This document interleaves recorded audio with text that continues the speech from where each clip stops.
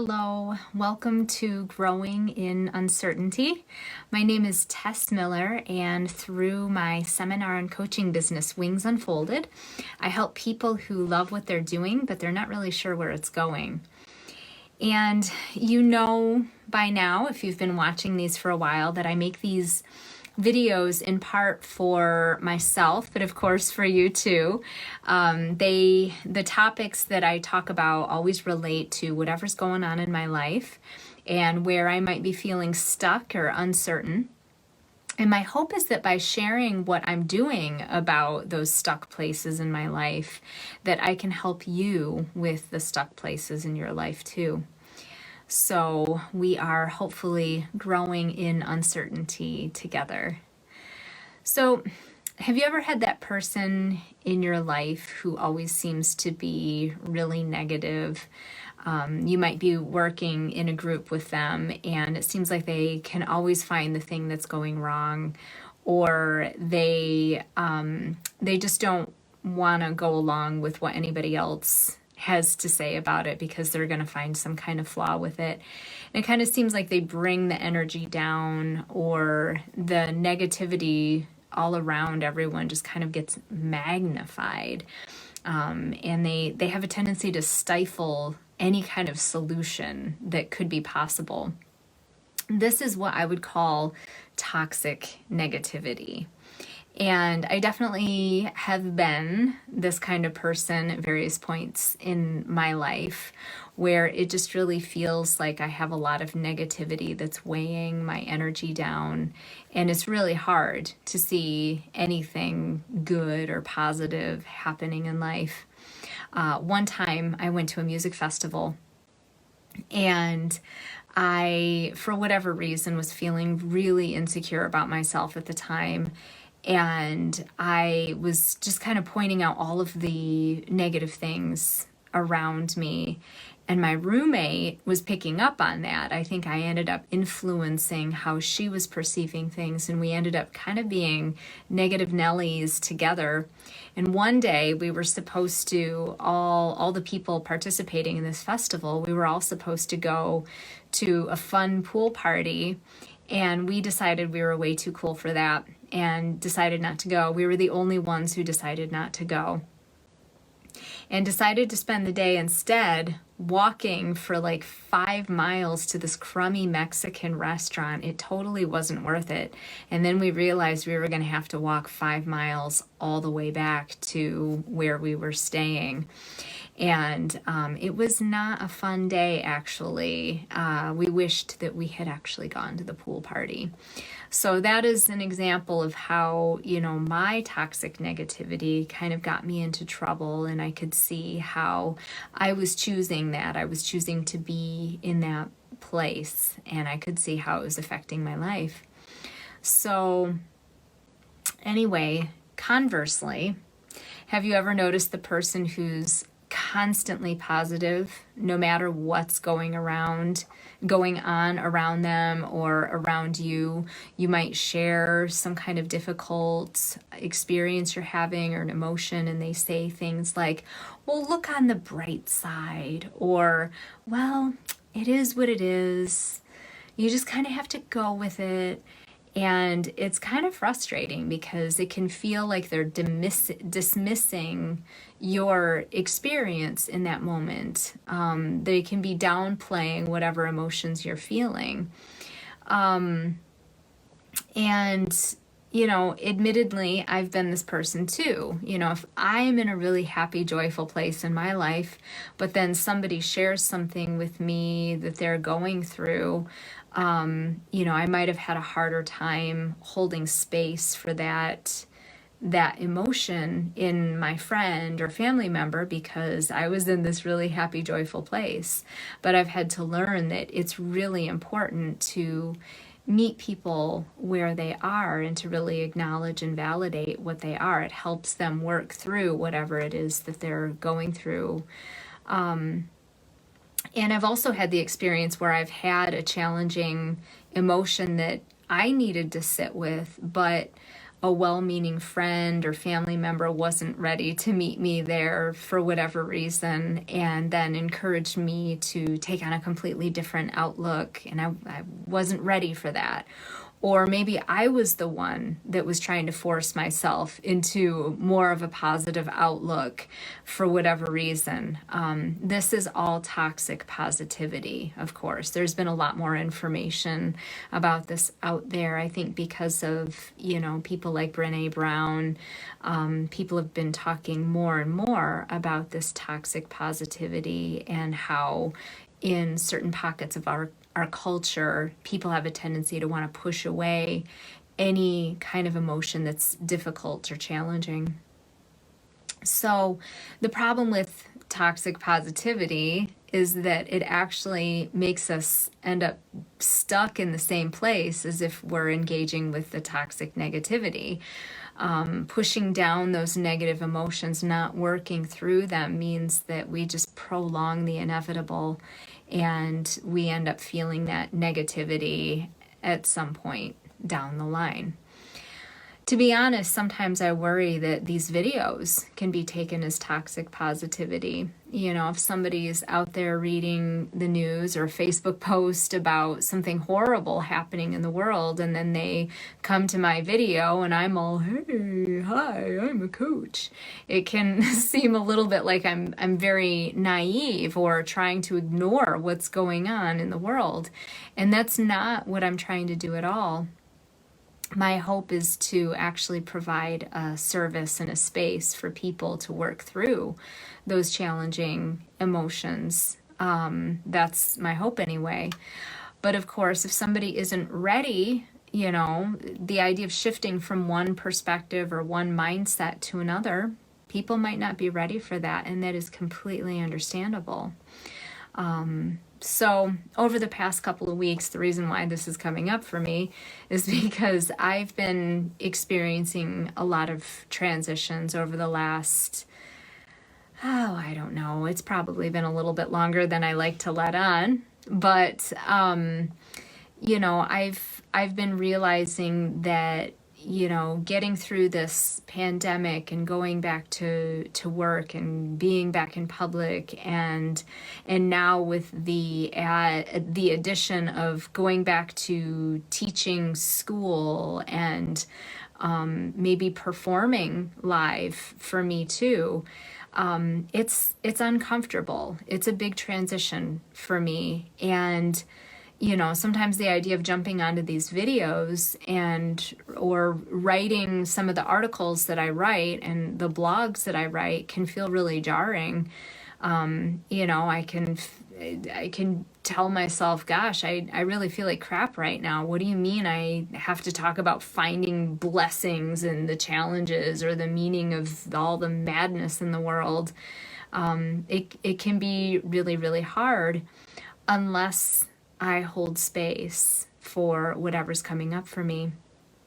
But anyway, recently I've noticed myself bouncing from being in a state of solid negativity to trying to force myself into more positivity. By the end of the day, I feel like I have psychological whiplash. And I recognize that only focusing on the stuff that I don't like in my life right now doesn't really do anything for me, nor does trying to switch gears to focusing only on the positive vibes.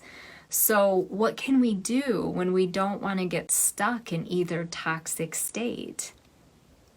I recently had the idea that toxic positivity or toxic negativity is kind of like food. It's something that we feed ourselves. If someone eats only processed foods, they can harm their body. It's not giving their body all the nutrition that it needs to function properly.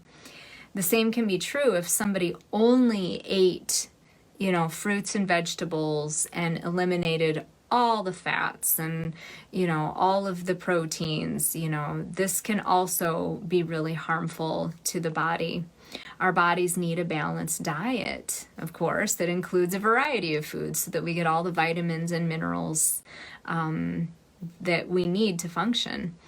And let's face it, sometimes we need a little dessert too. You know, my favorite saying is everything in moderation, even moderation.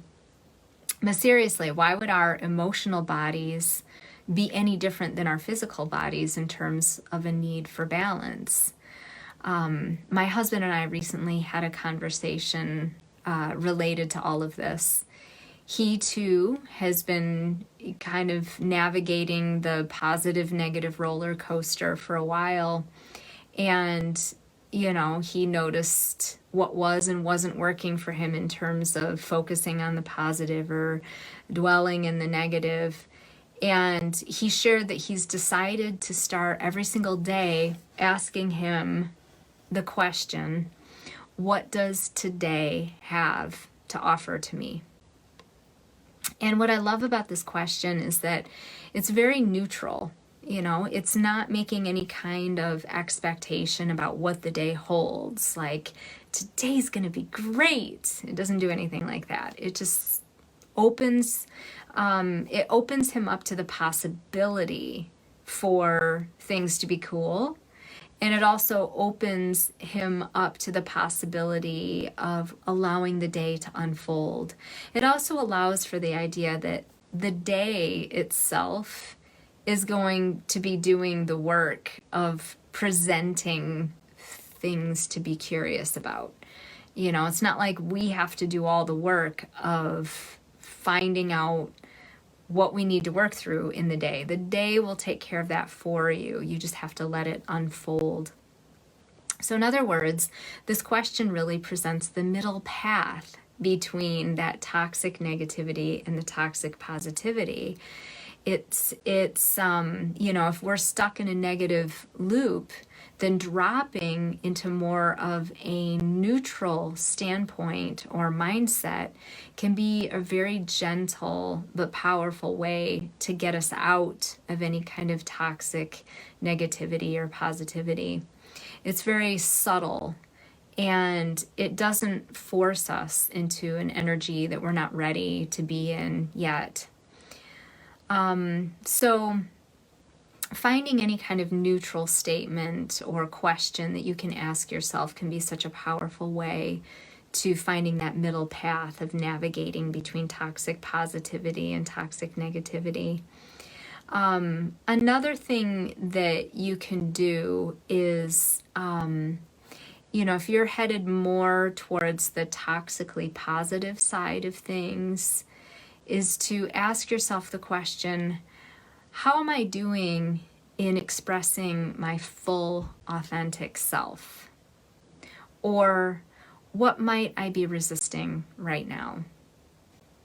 Or if that question doesn't come to mind, then maybe name all of the emotions that you're experiencing, but decide ahead of time that you're not going to make any judgment about those emotions that are coming up for you.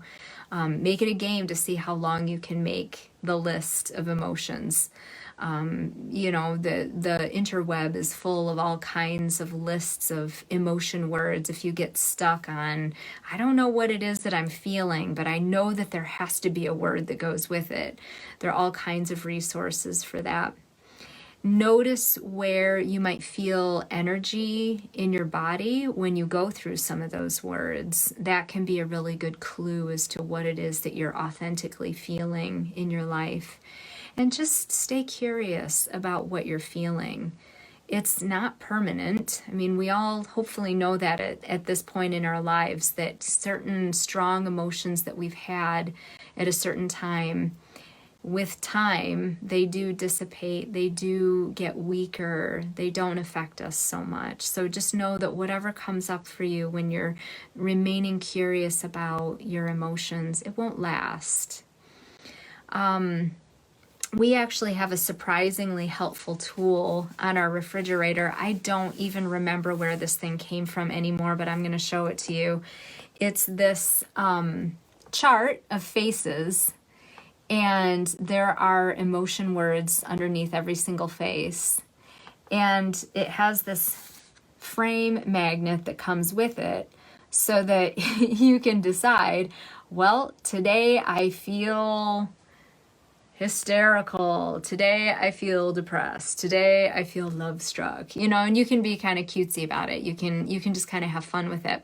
But I've always loved this tool because walking by it, it just reminds me, oh yeah, that's right. I need to check in with myself. What is coming up for me right now authentically, without question? And I think the more practice you have at just really allowing the authentic emotions come up for you, the easier it is to be with them. Seeing it like this just kind of makes every single emotion equal. It's not like, oh, all of the happy ones are at the top and it gets more sad and desperate by the end of the page. They're all equal. They're all mixed up. So it kind of destigmatizes certain emotions, and then just allowing me to like physically put a frame around it, it just really helps me get clear about, oh yeah, this is what I'm feeling right now. It also helps me notice when I might be having a hard time allowing myself to admit that I'm feeling certain feelings, either positive feelings or negative feelings. Usually my sarcasm will come up, like, oh yeah, I'm feeling really, really love struck right now. When my sarcasm comes out like that, I know, oh gosh, what am I feeling right now in this moment? So anyway, whatever we resist emotionally in our lives will definitely persist. And developing awareness around what's hard for us to admit to ourselves helps us stay on the middle path between toxic positivity and toxic negativity. Of course, there might be times when there's shame around feeling certain emotions. Maybe someone told you that it wasn't okay to feel a certain emotion like anger or depression or anxiety. Or maybe someone told you that it wasn't okay to feel happy about, your personal accomplishments, don't go bragging about that or whatever. This is how those toxic patterns of positivity or negativity can start for us. Our experiences of how our expressed emotions are received by others definitely fuel our own beliefs and judgments about what we're actually feeling. But when we develop that kind of resistance around it, then we don't get to fully express everything that we're experiencing in our lives. We don't process it. We don't work through it. So getting to know why you might be resisting certain emotions can be another way to find that middle path or get yourself back on the middle path. This might take some real awareness practice. You have to watch for when you shift your emotional gears really quickly. For example, when do you stop yourself from feeling something? If you all of a sudden realize that you're feeling fear about something, but then you say, nope, I'm not going to think about that. I'm just going to, go over here and do this instead.